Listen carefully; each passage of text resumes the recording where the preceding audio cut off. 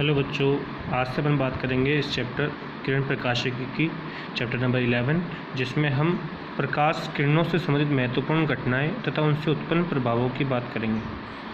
अगर अपन बात करें इस चैप्टर में तो सबसे पहले हमारा टॉपिक आता है, हम जिसको पढ़ेंगे वो है दर्पण। दर्पण मुख्यतः कितने प्रकार के होते हैं? दो प्रकार के, गोलीय दर्पण और समतल दर्पण।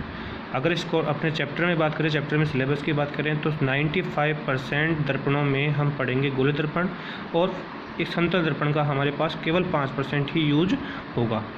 गोलीय दर्पण की अगर बात कर रहे हैं तो गोलीय दर्पण भी दो प्रकार के होते हैं, एक अवतल दर्पण और एक उत्तल दर्पण।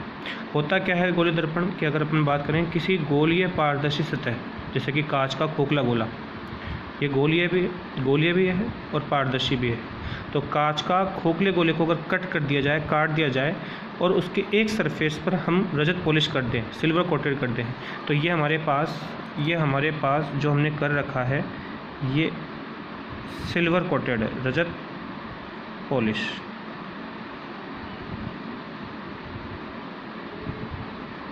ठीक है, तो किसी भी एक सरफेस पर, गोलीय पारदर्शी सतह के किसी भी एक सरफेस पर हमने, चाहे वो बाहर की तरफ हो चाहे वो अंदर की तरफ हो, हमने रजत पॉलिश कर दें तो हमारे पास जो दर्पण बनेंगे वो कहलाएंगे गोलीय दर्पण। अब गोलीय दर्पण कितने प्रकार के? दो प्रकार के, अवतल दर्पण और उत्तल दर्पण। अगर बाहर वाली सतह पर, ऊपर वाली सतह पर, उभरी हुई सतह पर हम रजत पॉलिश करते हैं तो हमको जो प्राप्त होता है वो होता है अवतल दर्पण, और अगर अंदर वाली सतह पर रजत पॉलिश कर दी जाए तो जो प्राप्त होगा वो उत्तल दर्पण होगा। इसी प्रकार समतल दर्पण में समतल पारदर्शी सतह पर हम क्या कर देते हैं, पर हम रजत पॉलिश कर देते हैं। समतल पारदर्शी सतह पर रजत पॉलिश करने पर हमको जो प्राप्त होगा वो कहलाएगा समतल दर्पण। अब दर्पणों से संबंधित महत्वपूर्ण परिभाषाओं में सबसे पहले हम बात करेंगे फर्स्ट ध्रुव पॉल, जिसको पी से प्रदर्शित करते हैं इसको। अगर हम बात करें किसी दर्पण की, तो दर्पण का जो मध्य बिंदु होगा, मिड पॉइंट होगा, इस मिड पॉइंट को हम बोलेंगे ध्रुव, दर्पण का ध्रुव, चाहे वो उत्तल दर्पण हो चाहे वो अवतल दर्पण हो। ठीक है, ये हमारे पास अवतल दर्पण हो गया, ये उत्तल दर्पण हो गया,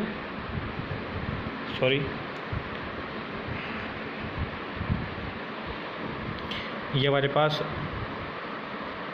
अवतल दर्पण और ये हमारे पास उत्तल दर्पण। दोनों के लिए मैंने ध्रुव बता दिया आपको। अब जो सेकंड पॉइंट आता है हमारा वो आता है वक्रता केंद्र सी। अगर हम बात करें वक्रता केंद्र किसे कहते हैं तो हम बोलेंगे, जैसे कि अगर मान लीजिए हमारे पास एक कांच का खोखला गोला है, कांच के इस खोखले गोले का जो सेंटर होगा, ठीक है, इस सेंटर को हम बिंदु O से प्रदर्शित कर देते हैं, मान लीजिए। ठीक है, ये कांच का खोखला गोला है, इसको हमने कहीं से काट दिया, कट करने के बाद, ठीक है, इस सरफेस पर मैं रजत पॉलिश कर दूं तो कुछ ऐसा प्राप्त होगा जिसे हम दर्पण कहेंगे।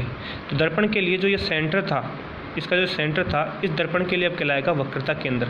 मतलब कि इस पार्ट के लिए ये पॉइंट क्या कहलाएगा दर्पण बनने के बाद? वक्रता केंद्र।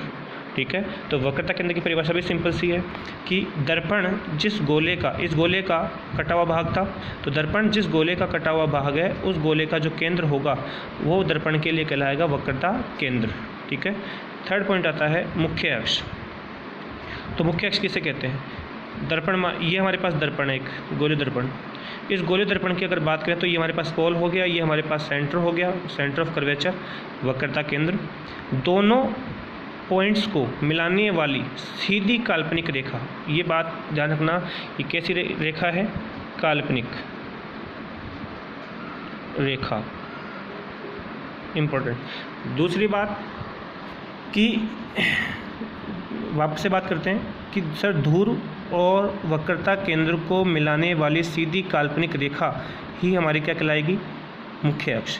मुख्य अक्ष के बारे में एक बात और इम्पोर्टेंट है कि मुख्य अक्ष जो लाइन है, ये जो रेखा है, काल्पनिक रेखा है, ये दर्पण के इस सतह पर लंबवत होती है, सदैव लंबवत होती है। ठीक है, तो सेकंड पॉइंट हमें ये याद रखना है कि ये दर्पण की सतह पर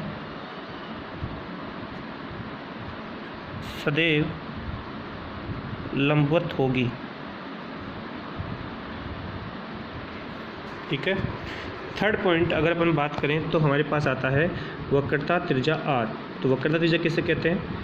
वक्रता की त्रिज्या कहते हैं सर पोल ध्रुव और सेंटर ऑफ कर्वेचर, वक्रता केंद्र, ध्रुव तथा वक्रता केंद्र के मध्य की दूरी मतलब ये डिस्टेंस जो है, ये दूरी जो है P और C के बीच की, उसे ही हम वक्रता त्रिज्या कहेंगे। अब सेंटर ऑफ कर्वेचर, वक्रता केंद्र से रिलेटेड एक बात और ध्यान रखना कि जैसे अगर बात करें, ये हमारे पास कौन सा दर्पण है, वापस चलें इस पॉइंट पर, तो ये हमारे पास दर्पण है कौन सा, अवतल, ऊपर की सतह पर, ठीक है। अगर मैं उत्तल दर्पण बनाता, मान लीजिए उत्तल दर्पण है, ये उत्तल दर्पण है, और इस उत्तल दर्पण की अगर बात की जाए तो इस उत्तल दर्पण के लिए सेंटर ऑफ कर्वेचर किधर होगा, पॉलिश वाली तरफ ही होगा। क्यों? क्योंकि इसका सेंटर, इसका जो अगर बात करें गोला इधर बनेगा, तो ये हमारे पास ओ, तो इसका सेंटर इधर आना चाहिए, ठीक है। तो अगर बात करें इसकी, वापस आओ, तो ध्रुव तथा वक्रता केंद्र के मध्य की दूरी वक्रता त्रिज्या R कहलाती है। इस दर्पण का आप गोला देखो इधर बनेगा। सेम इस दर्पण के लिए बात करें, जो कि ये हमारे पास कौन सा दर्पण है, ठीक है, उत्तल दर्पण है, उत्तल दर्पण है। तो इस उत्तल दर्पण का अगर मैं बात करूँ आपसे, इसका गोला किधर बनेगा, इधर बनेगा, इस साइड बनेगा, तो इसका सेंटर ऑफ कर्वेचर भी इधर ही होगा। तो ये आप आसानी से पता कर सकते हैं किधर सेंटर ऑफ कर्वेचर होगा। तो यहाँ से पोल और सेंटर ऑफ कर्वेचर के बीच की जो डिस्टेंस होगी वो क्या कहलाएगी, रेडियस ऑफ कर्वेचर या वक्रता त्रिज्या। फिफ्थ पॉइंट आता है हमारे पास फोकस बिंदु। तो फोकस बिंदु किसे कहते हैं, दर्पण का फोकस बिंदु क्या होता है। जैसा कि हमको पता है कि हमने इस दर्पण की बात की थी, जब हमने पढ़ा भी था कि हमने इस पर क्या कर रखी है, रजत पॉलिश। तो जब कोई प्रकाश किरण इस पर आएगी तो वह इससे पारगमित नहीं होगी, इससे पार नहीं जाएगी, टकराकर वापस लौट जाएगी। मतलब कौन सी घटना घटेगी, परावर्तन, जो हमने 10th क्लास में पढ़ रखी है, परावर्तन घटना घटेगी, टकराकर लौटना, परावर्तन घटना, प्रकाश का परावर्तन। तो मान लीजिए जब कोई प्रकाश किरण इस मुख्य, ये जो लाइन हमको दिख रही है, ये हमारे पास है मुख्य अक्ष। तो जब कोई प्रकाश किरण मुख्य अक्ष के क्या आएगी, समांतर, ये प्रकाश किरण ए भी देखो आप, मुख्य अक्ष के समांतर आई, दर्पण पर टकराई, टकराने के बाद अभी इधर तो जा नहीं सकती क्योंकि इसका अपवर्तन नहीं होगा, हमने पॉलिश कर रखी है। तो यहाँ से इसका क्या होगा, परावर्तन, टकराएगी और ये इस तरफ माध्यम में वापस उसी माध्यम में लौटेगी और मुख्य अक्ष को एक पॉइंट पर कट करती हुई BE दिशा में चली जाएगी। तो मुख्य अक्ष को जिस पॉइंट पर इस रेखा ने कट किया है, काटा है, उस पॉइंट को ही हम इस दर्पण का फोकस बिंदु कहते हैं।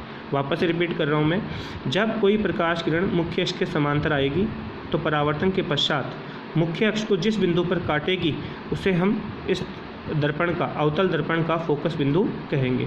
सेम बात उत्तल दर्पण में भी आप देख सकते हैं, लेकिन इसमें थोड़ी सी अलग होती है। क्या बोलते हैं कि जब कोई प्रकाश किरण मुख्य अक्ष के समांतर आएगी तो यहाँ से आने के बाद इधर तो जाएगी नहीं, तो टकराएगी और टकराने के बाद इसका परावर्तन होगा और ये इधर की तरफ BE दिशा में परावर्तित हो जाएगी। सर अब तो इसने कहीं काटा ही नहीं, मुख्य अक्ष को काटती नहीं है, क्योंकि अगर अपन बात करें तो ये अगर हम इस प्रेक्षक इसको जब देखेगा, इस प्रकाश किरण को जब प्रेक्षक देखेगा तो यहाँ कहीं से देखेगा, यहाँ से, तो इस प्रेक्षक को ये प्रकाश किरण BE Prakash Kiran point F से आती हुई प्रतीत होगी। तो यहाँ पर प्रकाश किरण काटती नहीं है, कट करती हुई या काटती हुई प्रतीत होती है।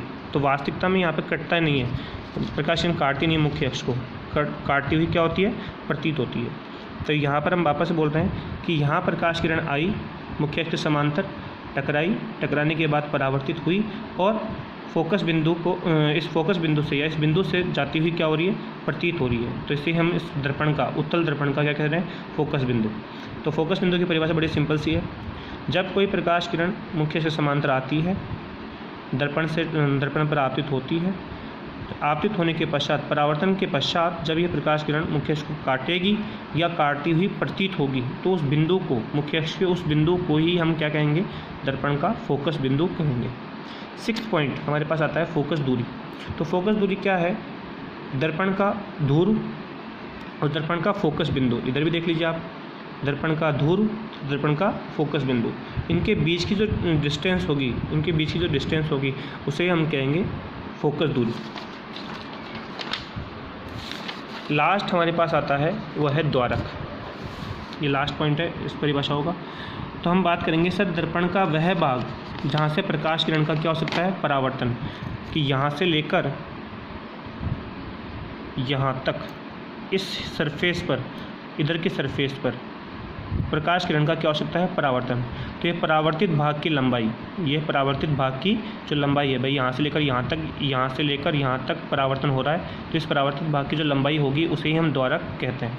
सेम बात इसमें भी होगी सर, यहाँ से लेकर यहाँ तक परावर्तन हो सकता है, इसके ऊपर इसके नीचे से परावर्तन नहीं होगा। तो ये यहाँ से लेकर यहाँ तक जो परावर्तन हो रहा है, इस परावर्तित भाग की जो लंबाई होगी उसे हम क्या कहेंगे, द्वारक कहते हैं। तो इस प्रकार आज हमने दर्पण से रिलेटेड जो भी बातें हमने पढ़नी थी मुख्य वो हमने बात की है। आप इन्हीं पॉइंटों को आप अपने 12th फिजिक्स की बुक से कवर करें और इनको तैयार करें, ठीक है। नेक्स्ट क्वेश्चनों का जो अपन बात करेंगे वो नेक्स्ट वीडियो से अपन बात करेंगे। आज अपन को ये तैयार करना है, ठीक है। Best of luck.